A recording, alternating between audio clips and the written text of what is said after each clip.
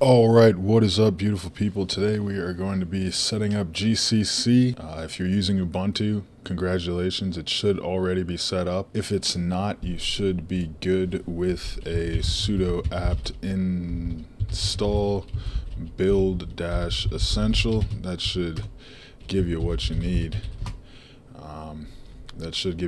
And to double check that, just go gcc-version and you should see something quite similar to this. If you're on Windows, the process is a little bit more involved. We're going to go ahead and install GCC on Windows so you can use it in the command prompt, and you are free to use mysys or msys or msys32 as well. There is some kind of path issues there, so yeah, you use it on the command line. All the GCC commands are the same, so there's really no reason to do anything extra. If you do use the mysys, you're going to have your own environment, which is kind of sexy because everything's kind of isolated. But we're just going to stick with the command line, get mingw32 installed, and get you a running. So let's get to it. We'll go through the compilation process as well, and we'll open up we'll compile a C file just so we do a little bit of coding finally. So let's get something going. Let's install GCC on Windows.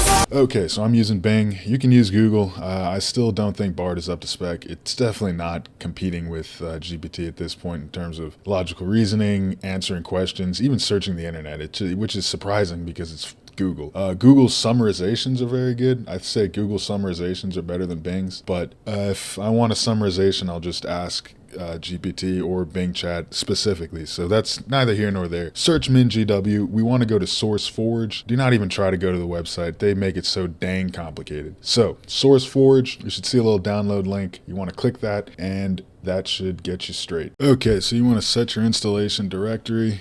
You might as well just keep it in the C where the users folder is. You can leave the shortcuts. It's going to download for a second.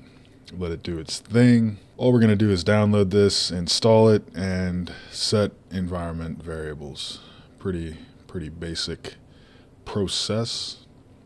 Once we're done installing, continue, and then we want to select the mingw32 base and the min-gcc C++ compiler. We really don't need that. Objective-C, nobody knows what that is. Fortran, I mean, it's 2024, for the love of everything that is evil.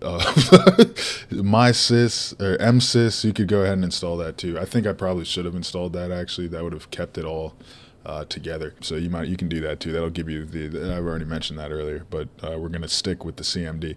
So apply the changes after you select those and mark them for installation, and let it do its thing.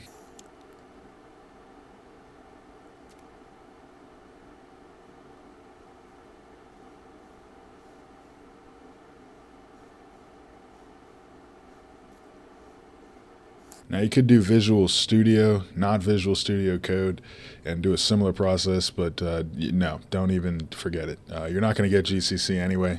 You can do it, forget it. This is the easiest way.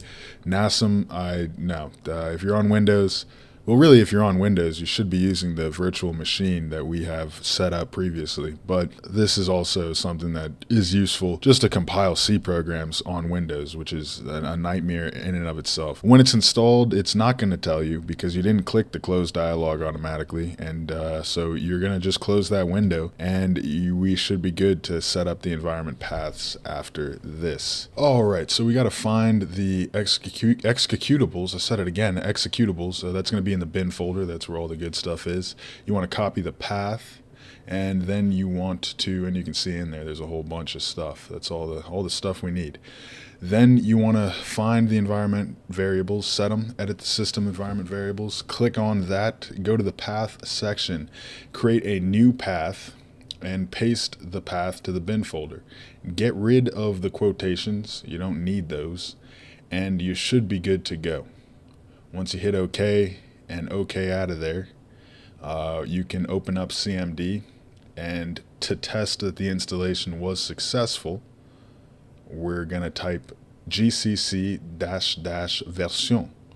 and that will give us what we need. You can see there that the GCC command did work, no input files, and the version, it's got 6.3. I think I got 11 point something on my system there, but it doesn't matter. Yay, we did it. So you're good. All right, so you got GCC on Windows. You can use the CMD now. You can get a virtual machine going. It's going to be a little bit slower, but you can follow along on Ubuntu, or you can just use Ubuntu like a intelligent human being. People just don't want to give up Windows for some reason. Ubuntu is no longer fully free, so I do understand that. I'm going to have to move over to Linux Mint at some point, but there was some issues with ROS that no longer exist because we're moving on to ROS 2 because ROS 1 is depreciated, and people are just stuck in their ways. Me too. So that's just how it is. I ain't gonna change. And I don't expect you to either. So I hope you got it loaded and good to go. We're going to do another video. That way we got two, and we can just go to this video when it's time to install GCC on Windows, which happens all the time, surprisingly. Whenever you're setting up a new machine, that's really the first thing you got to do so you can compile C code, because they don't want you to, because they hate you. That's just how it is. So coming up next, we're going to do the compilation process, and for this video, I'm going to post all the links in the description, so anything that you saw will be in the description. Don't worry about it. If you have any questions, email me, just comment. That's much better. Just comment. You don't have to email me. People email me, which is great, but you could just comment, and then that helps us both out. But I am happy to answer emails. It's no problem. But yeah, so hope you followed along. Hope it was good. Hope you have a good day. Hope I have a good day. Let's get to the compilation process next. Another video coming out today as well. Peace.